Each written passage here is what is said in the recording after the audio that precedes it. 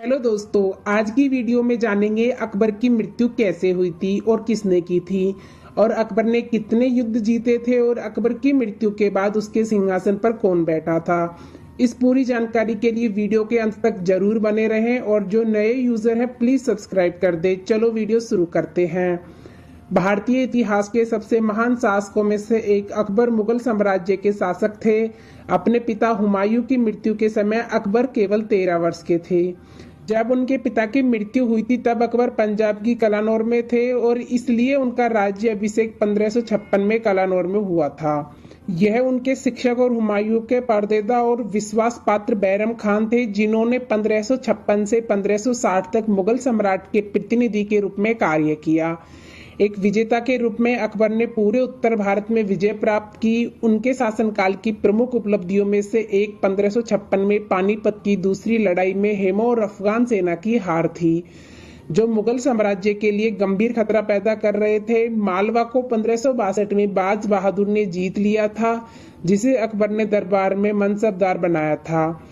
इसके बाद अकबर द्वारा 1564 में रानी दुर्गावती और उनके पुत्र वीर नारायण के साथ भी युद्ध हुआ था, जिसमें अकबर को जीत मिली और मध्य भारत के गोंडवाना क्षेत्र पर अधिकार कर लिया। अकबर ने 1573 में मुजफ्फर शाह से गुजरात जीत लिया। अकबर ने इस जीत की याद में नई राजधानी फतेहपुर सीकरी का निर्माण किया। हल्दी घाटी के युद्ध में राणा प्रताप सिंह 1576 में मान सिंह के नेतृत्व वाली मुगल सेना से बुरी तरह से हार गए थे। मेवाड़ की हार के बाद अधिकांश प्रमुख राजपूत शासकों ने अकबर की अधीनता स्वीकार कर ली थी। जलालुद्दीन मोहम्मद बाबर का पोता और हुमायूं का बेटा था। एक समय अफगानिस्तान के एक आक्रमणकारी शेर शाह सूरी ने हुमायूं से दिल्ली की गद्दी जीत ली। इसके बाद हुमायूं ने 1555 में शेर शाह सूरी की मृत्यु के बाद 10 साल बाद फिर से दिल्ली पर कब्जा कर लिया था, जिसमें उसकी सहायता ईरान के सैनिकों ने की थी। अकबर उस समय 13 वर्ष का था, तब उसके पिता ने उन्हें पंजाब का गवर्नर बनाया। एक साल बाद हुमायूं की मृत्यु हो गई। उसके मंत्रियों व राज्यपालों ने देश के अधिकांश हिस्सों को आपस में बांट लिया। हेमो, एक हिंदू मंत्री, ने दिल्ली पर दावा किया लेकिन मुगल सेना से हार गया। फिर अकबर के मुख्यमंत्री बैरम खान ने अकबर के शासनकाल को संभाला, लेकिन अकबर एक मस्त मौला युवक था और 1560 में जब अकबर 18 साल का हुआ तो उसने बैरम खान को मक्का की तीर्थ यात्रा पर भेज दिया। उस समय बैरम खान अफगानिस्तान से यात्रा करते समय मारा गया। अपने पूरे शासनकाल में अकबर ने कूटनीति, विवाह, गठबंधन और सैन्य संयोजन का उपयोग करते हुए मुगल साम्राज्य का विस्तार किया। उन्होंने राजस्थान के हिंदू राजपूत शासकों से विवाहित और मित्रता संबंध स्थापित किए। यदि वे उन्हें सम्राट के रूप में स्वीकार करते तो अकबर उनकी पूरी सहायता करता, लेकिन जहां उनका विरोध होता वहां अकबर नरसंहार करने से हिचकिचाता नहीं था। 1562 में अकबर ने एक राजपूत राजकुमारी से विवाह का प्रस्ताव स्वीकार किया। इसके बाद राजपूत लोगों ने मुगल सल्तनत में प्रवेश करना शुरू किया और सेनापतियों और राज्यपालों के रूप में सर्वोच्च पदों पर आसीन हुए। 1573 और 1576 के बीच अकबर ने गुजरात और बंगाल को अपने साम्राज्य में शामिल किया, लेकिन अकबर की प्रमुख उपलब्धियां उसके प्रशासनिक सुधार थे, जिसमें मुगल शासक के तहत 150 वर्षों के बहुधार्मिक साम्राज्यों की नींव रही। औपचारिक शिक्षा की तुलना में हमेशा शारीरिक प्रदर्शन में अधिक रुचि रखने वाले वे जीवन भर अनपढ़ रहे, लेकिन बुद्धि के सभी मामलों में सकल रुचि भी। अकबर ने राज्यपाल और धर्म को अलग करने की स्थापना की और सभी धर्मों के सदस्यों के लिए सरकारी पदों को खोल दिया। उन्होंने गैर मुस्लिमों पर चुनाव कर जजिया के समाप्त कर दिया और युद्ध के कैदियों को इस्लाम में जबरन धर्म परिवर्तन किया। दीवानी अदालतों में अकबर ने गैर मुसलमानों के खिलाफ बदवाब करने वाले कानूनों को समाप्त किया। यहाँ हम अकबर की सैन्य उपलब्धियों और उनके द्वारा हासिल की गई विजयों के बारे में चर्चा करेंगे। इन विजयों के परिणाम स्वरूप अकबर का साम्राज्य उत्तर में हिमालय से लेकर दक्षिण में गोदावरी तक और पूर्व में बंगाल से पश्चिम में काबुल तक फैला हुआ था। चलो जान लेते हैं उसके द्वारा जीती गई कुछ लड़ाइयों के बारे में। पानीपत का युद्ध बंगाल के मोहम्मद आदिल शाह के प्रधानमंत्री हेमू ने मुगल गवर्नर तरदीप बेग पर हमला किया। इसके बाद उसने दर्दी बेग से दिल्ली और आगरा को छीन लिया। फिर उसने राजा विक्रमादित्य की उपाधि धारण की। उस समय अकबर पंजाब में था और उसकी राजनीतिक स्थिति नाजुक थी। 1556 ईस्वी में पानीपत की दूसरी लड़ाई में बैरम खान ने अकबर को हेमू के खिलाफ लड़ने में मदद की। जब हेमू जीत की कगार पर था तो एक तीर उसकी आंख में लग गया और वह बेहोश हो गया। हेमू की नेत्रहीन सेना भाग गई। बैरम खान ने हेमू को मार डाला। इस युद्ध के बाद अकबर ने दिल्ली और आगरा पर पुनः अधिकार कर लिया। गोंडवाना की विजय। गोंडवाना राज्य को अपने अधीन करने के लिए अकबर ने आसफ खान को भेजा। उस समय रानी दुर्गावती अपने पुत्र वीर नारायण के प्रतिनिधि के रूप में इस राज्य पर शासन कर रही थी। वह लड़ते हुए मर गई और गोंडवाना को मुगल साम्राज्य में मिला लिया गया। गुजरात की विजय। गुजरात की संपत्ति समृद्ध और समुद्री व्यापार के लिए इसके महत्व ने अकबर को गुजरात पर आक्रमण करने के लिए प्रेरित किया। फिर इसके बाद अकबर ने शासक मुजफ्फर शाह को पराजित किया और गुजरात पर कब्जा कर लिया। अकबर ने इसकी स्मृति में सीकरी के पास फतेहपुर नामक एक नई राजधानी का निर्माण किया, जिसे आज हम फतेहपुर सीकरी के नाम से जानते हैं। बंगाल और उड़ीसा की विजय। बंगाल के गवर्नर दाऊद खान ने अकबर के शासन से स्वतंत्रता की घोषणा की, इसलिए अकबर ने उसे दबाने के लिए अपनी सेना भेजी। इस अभियान के बाद बंगाल और उड़ीसा पर कब्जा कर लिया गया और वे मुगल साम्राज्य का हिस्सा बन गए। काबुल और कश्मीर के कब्जे। अकबर के सौतेले भाई हाजी मिर्जा काबुल पर शासन कर रहे थे।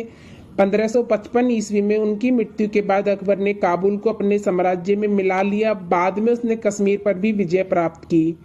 राजपूत नीति। राजपूत मुगलों के प्रबल शत्रु थे। अकबर ने महसूस किया कि मुगल साम्राज्य के समृद्धिकरण के लिए राजपूतों की वीरता और वफादारी आवश्यक थी, इसलिए उसने मैत्रीपूर्ण संबंधों, एक दूसरे का सहयोग करने, वैवाहिक गठबंधन में प्रवेश करने और उनमें से कई को मनसबदार नियुक्त करने जैसे उपाय को अपनाकर उनका समर्थन हासिल करने की कोशिश की।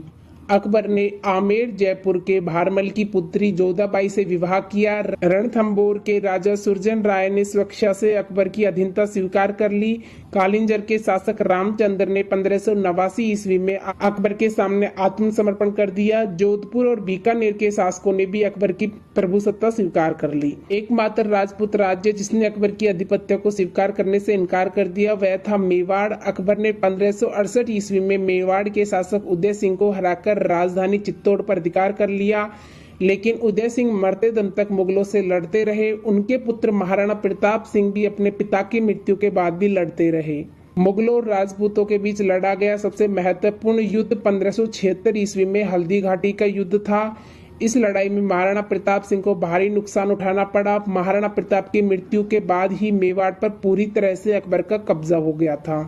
राजपूत राजाओं को आंतरिक स्वायत्तता बनाए रखने की अनुमति थी। अकबर के महत्वपूर्ण राजपूत सेनापति राजा टोडरमल, राजा मानसिंह, राजा भगवान दास और अन्य थे। दक्षिण भारत की विजय। अपने उत्तर भारतीय विजय के बाद अकबर ने अपने आधिपत्य को स्वीकार करने के लिए दादर खानदेश, अहमदनगर, गोलकुंडा और बीजापुर जैसे दक्षिण भारतीय राज्यों में राजनीतिक मिशन भेजे।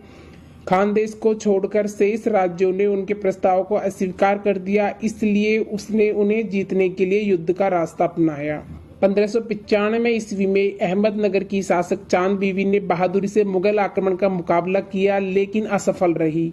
इस प्रकार अकबर ने बीदर और अहमदनगर पर विजय प्राप्त की। इस तरह धीरे धीरे अकबर ने पूरे भारत पर अपना शासन जमा लिया था और उसके शासन की जड़ें काफी मजबूत हो चुकी थी। चलो दोस्तों, जान लेते हैं अकबर की मृत्यु कैसे हुई थी।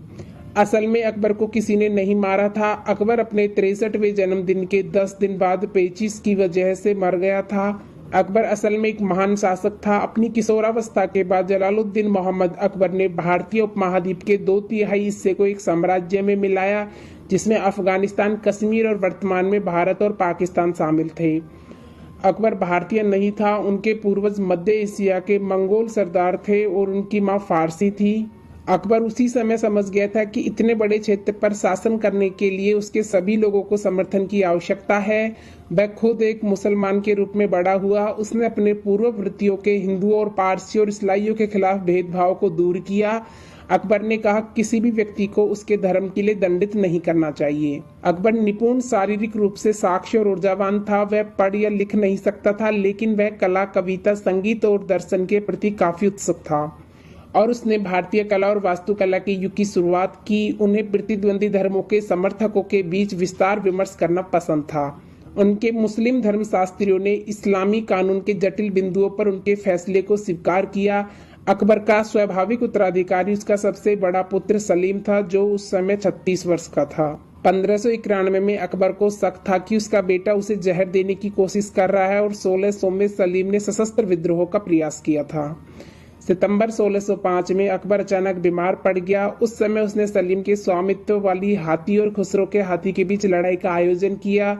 शायद उसे कोई उत्तराधिकारी मिल जाए। इस युद्ध में सलीम की जीत हुई, लेकिन समय के साथ अकबर परेशान रहने लगा, जिसके परिणाम स्वरूप उसकी बीमारी बिगड़ने लगी। उनके वैद्य ने हर उपाय करने की कोशिश की, लेकिन कुछ भी फायदा नहीं हुआ और अकबर की मृत्यु से 4 दिन पहले सलीम अकबर से मिलने आया। अकबर इस समय तक बोलने में असमर्थ था। अकबर ने सलीम के सर पर शाही पगड़ी लगाने के लिए अपने अधिकारियों को संकेत दिया। इस तरह से सलीम को अकबर की गद्दी सौंपी गई। अंतिम समय में अकबर ने शयन कक्ष में मिलने के लिए केवल कुछ मित्रों और परिचारकों की अनुमति दी गई थी। उन्होंने उससे एक सच्चे ईश्वर का नाम लेने का आग्रह किया और ऐसा लगा कि अकबर कुछ बोलने की कोशिश कर रहा था, लेकिन एक शब्द भी नहीं बोल सका। 27 अक्टूबर 1605 ईस्वी को आधी रात के करीब उसकी मौत हो गई। उन्हें आगरा के बाहर सिकंदरा में अपने द्वारा बनाए गए मकबरे में दफनाया गया था। आगे जाकर सलीम बादशाह जहांगीर के रूप में प्रसिद्ध हुआ। इस तरह से अकबर को एक बीमारी ने मारा था। चलो दोस्तों, इस वीडियो के माध्यम से आपको पता चल गया होगा कि अकबर की मृत्यु कैसे हुई थी। और दोस्तों, वीडियो आपको कैसी लगी प्लीज कमेंट बॉक्स में जरूर बताना और ऐसी ऐतिहासिक वीडियो देखने के लिए हमारे चैनल को प्लीज सब्सक्राइब जरूर करना और दोस्तों के साथ वीडियो को शेयर करना। दोस्तों, वीडियो बनाने में बहुत मेहनत लगती है, बस आपका प्यार और सपोर्ट चाहिए। चलो मिलते हैं नेक्स्ट वीडियो में, जब तक के लिए अपना ख्याल रखना। धन्यवाद।